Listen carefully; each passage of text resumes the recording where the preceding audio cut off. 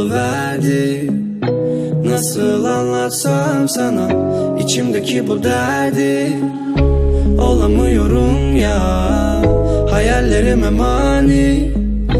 Seni bir gün görse güneş utanıp da sönerdi. Çok güzelsin yani, meleksin bu garip çocuk safani. Düştün gökyüzünden, gözümdeki halkalar hep senin yüzünden. Hiç yok ki ihtimali, ne olur o zaman bu benim halim. Dayanmak çok zor buna, beni de al yanına. Beni de al yanına. Gidelim bu dünyada. Beni de al yanına.